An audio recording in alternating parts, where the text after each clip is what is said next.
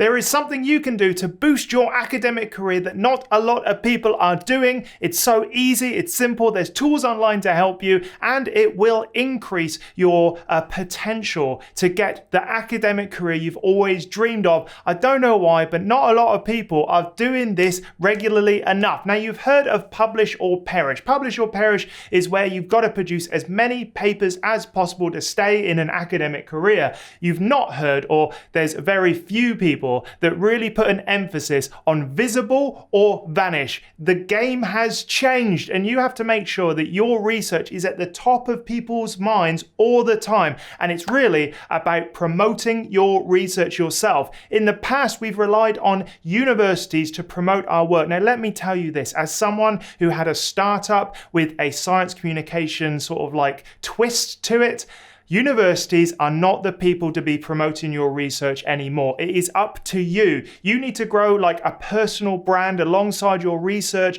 You need to be the one promoting and creating a larger impact for your research when you publish it. Universities are archaic. They are slow-moving behemoths that just do not sort of like uptake the newest technology quick enough. When I was speaking to universities with the startup I had, they always relied on getting their names in newspapers, being on the radio, all of that stuff. That is not the media landscape of today, and not enough people are using it to their advantage. So in this video, we're going to go through how you can promote your research. And I tell you what, these videos don't often do very well on this channel, but it is so important. If you are one of the fewer people that watch this video, you are going to be a step ahead. As long as you follow the sort of like techniques or the advice in this video, it will help increase your chances of getting that academic career that you've always wanted. And it's surprisingly easy. I don't know why more people aren't doing it.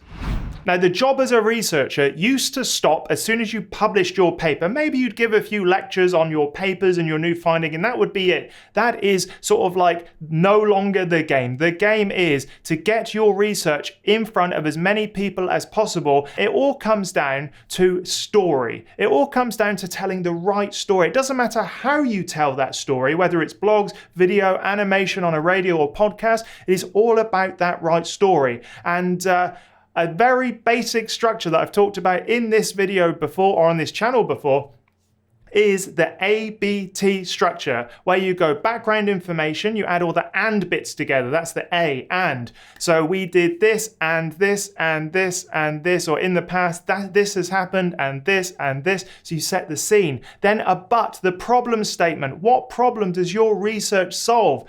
That is so very important. The bigger the problem and the more specific you can make it to humans, the better. If someone will die because you don't solve this problem, that is a massive problem we can all relate to. If climate change is going to get worse, if a certain subset of the human population is going to get ill because of your research, or you're going to solve this certain problem, that is so very, very important. The bigger and broader problem but statement, that's the B, will help, no doubt. And therefore we did this, therefore we found this, therefore we did all these things. That is your research, your resolution to this problem. The ABT structure can be found in Science Needs a Story. I think it's a .com. I'll put the links below.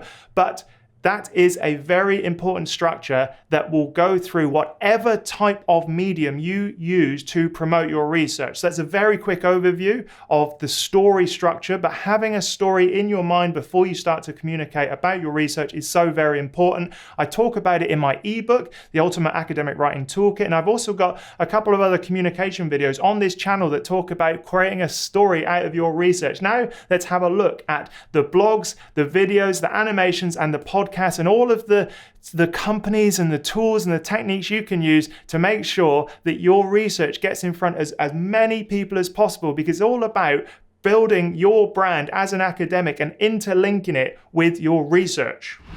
The first place you can look at putting your research is in written form online, a blog, a website, whatever it is. Kudos.com is a fantastic online tool that can help you extract the story from your research, and then they help you promote it to the world. I really recommend that every researcher looks at publishing in a blog, whether a blog that their lab owns, their university owns, their research office owns, whatever it is. Approach your research office with your research and they will help you write a blog. In fact, I used to give a 2-hour, actually it was a half-day seminar on how to write for the general public, a general audience about any sort of research. And I've put the link to the downloads that I used to give out in that seminar. So how to structure your science article, the cheat sheet that I used to use to kind of fill out the story structure. And then I used to use that to write a science article about the blog about the research that I have just done. Now, here's the thing. That is only step one. Step two is making sure that when people Google certain things, it comes up in their feed. Being on the front page of Google, page 1, when people search is so important. I've got a research paper all about the thickness of graphene, which actually is the most highly cited paper of all of my papers because it is on the first page of Google when you type in like what is the thickness of graphene, and that is why it is such a well-cited paper. Now what you can do is go into Google and have a look to see what people are searching about your topic and make sure those keywords are in your title, in your first paragraph. Like, this is how you make sure that people find your research for many years after you've completed it. And if you do that for every single paper that you publish, you'll start sort of like seeing this compound interest return on those efforts, and you'll notice that more and more people cite it, carries on. It's so good. So keywords are so important. Go check out my other video where I talk about choosing keywords and this particular method that I'm talking about. I'll link that here or here, wherever it goes. It's just so effective. It just takes a little bit more effort. Learning to write academic blog posts that appeal to a general audience is like another skill that I actually enjoyed building. I worked with Science Alert, I worked with Australia Science Channel, I worked with RIRs, I worked with Australian Quarterly, I worked with so many places publishing science research, and I created the cheat sheets for me, and now they're yours. Go get them in the links below.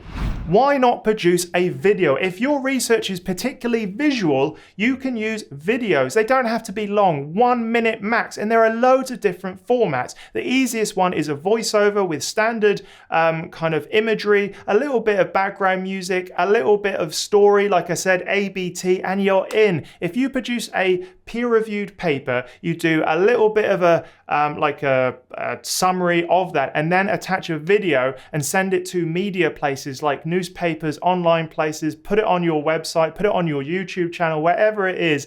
That I think is so powerful. There are different formats. You can talk to camera if you're comfortable talking to camera. You can produce simple text over sort of stock footage. You can take little shots with your phone of the lab and talk about your research, whatever it is. That is the way to promote your research. And you can even use online tools. I think Lumen 5 is one of the best ones at the moment. InVideo is also another one that you can go and actually just create short little videos about your research. Now, the reason old school like publishers and newspapers like it is because they can upload your video to the website and add ads to the front and the back and the middle, and they make money from it. So if you can say, this is my research, here is a video of it, this is me talking about whatever it is, they will like it. So video, as long as you follow the ABT story structure, is so important. Give it a go. If you've got the skills or you want to build the skills, producing an animation is a fantastic way of putting out your research, because you can create any visuals to go with it. You can create little characters, little stories, little backgrounds, little everything. Animate Your Science, which I think is animateyour.science, communicates this way. It's run by someone who I know, Tullio Rossi, who's a fantastic science communicator,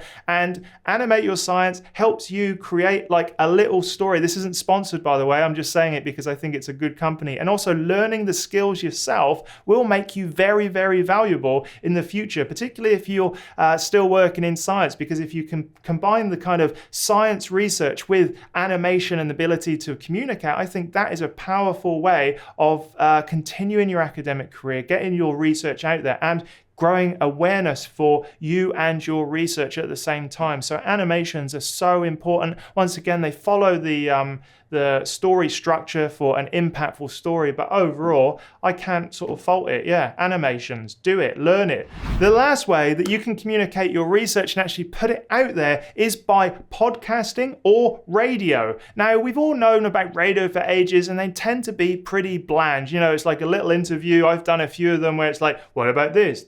What about this? Okay, thanks, now for the news.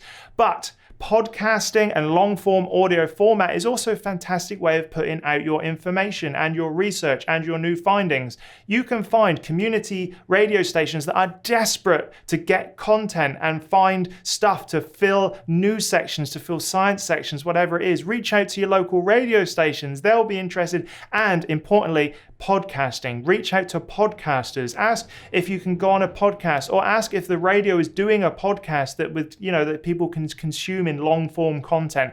That is what it's all about. I'm not sort of leaning towards radio, because once it's done, it's done. Podcast, once again, remains online. It remains searchable. It remains, accessible to people as they're going through a back catalogue of podcasters. So just taking that little bit of effort and sort of listing podcasts that you could reach out to and say, I've got this new finding. Can I talk about it on your research, on your podcast? They will absolutely sort of like jump at the chance, because people who have got a podcast are always looking for guests. They're always looking for ways to promote their research. And yeah, I don't know why more people aren't doing it. So you've got to remember that this isn't about producing one awesome hero bit of content that's going to send your career skyrocketing. If you're lucky, that'll happen. But what this will do is lay the foundation. Each publication, each paper you put out, each conference presentation you give, poster, whatever it is, just layer it on top. Keep going. Build up a little bit of a back catalogue of communication. Make sure that it's keyword searchable, whether or not it's on YouTube or on a blog. Make sure that it follows a story structure, that it's short. Try not to get too crazy with all of your findings. Create a nice, succinct story structure, and you will be amazed at how well you can sort of like make a name for yourself. And in an academic career, visible or vanish is becoming so much more powerful. The thing is I look back at all of the researchers, especially the young ones that have done this, that have done really well at getting their name and their research out there, and they are all doing much better than the old dinosaurs that just sort of like put out a paper and carry on.